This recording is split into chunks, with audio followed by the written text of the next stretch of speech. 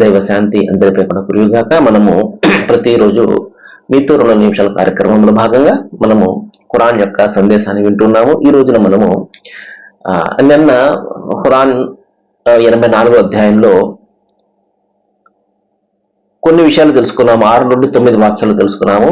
కుడి చేతికి ఇవ్వబడుతుంది కర్మల పత్రం స్వర్గవాసికి. అతను చాలా సంతోషంతో తన ఇంటి వారి వద్దకు వెళ్ళిపోతాడు. తన ఇంటి వారు కూడా ఎవరైతే మరి స్వర్గానికి అర్హులయ్యారో వారి వైపునకు అతను ఎంతో సంతోషంతో వెళ్ళిపోతాడు.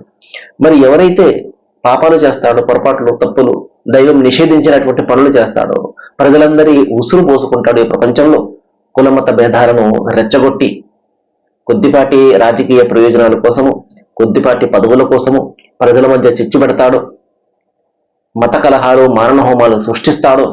అటువంటి వ్యక్తి గురించి దైవం తెలియపరుస్తూ మరి కర్మల పత్రం వీపు వెనకాల ఇవ్వబడే వ్యక్తి మాత్రం చావును పిలుస్తూ మండుతున్నటువంటి అగ్నిలోనికి పోయి పడతాడు. అతడు తన కుటుంబ సభ్యుల మధ్య సుఖ సంతోషాలతో మునిగి ఉండేవాడు. తాను ఎన్నడూ తన ప్రభువు వైపునకు మరలిపోనని అతను భావించేవాడు. మరలిపోవడం ఎందుకు జరగదు?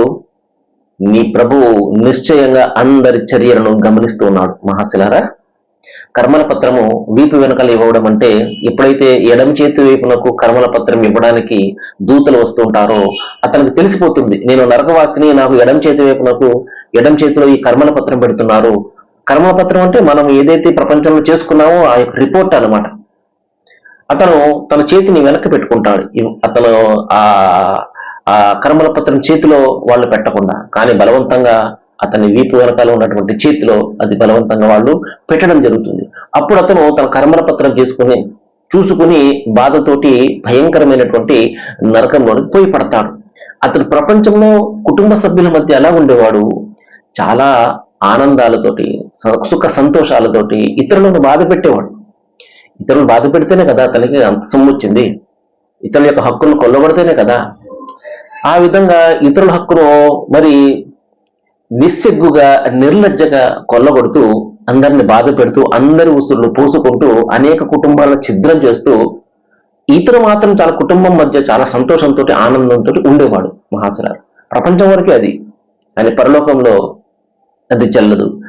అతను ఏమనుకునేవాడంటే, నేను ఎన్నడూ కూడా నా ప్రభు వైపునకు, నా సృష్టికర్త వైపునకు నేను వెళ్ళేవాడిని కాదు, ఇక్కడే మరణము, ఇక్కడే జీవితము, ఇదే ఏమి కూడా లేదని చెప్పేసి అనుకునేవాడు. కానీ దైవం తెలియజేస్తున్నాడు, ఎందుకు కాదు, నీ ప్రభువు అందరి చర్యలను కూడా గమనిస్తున్నాడు. ఒక దినం ఉంటుంది, పీచమనచడానికి సరైనటువంటి దినం తీర్పు దినమే అంటాడు. సర్వేజన సుఖనభవంతు. Thank you very much.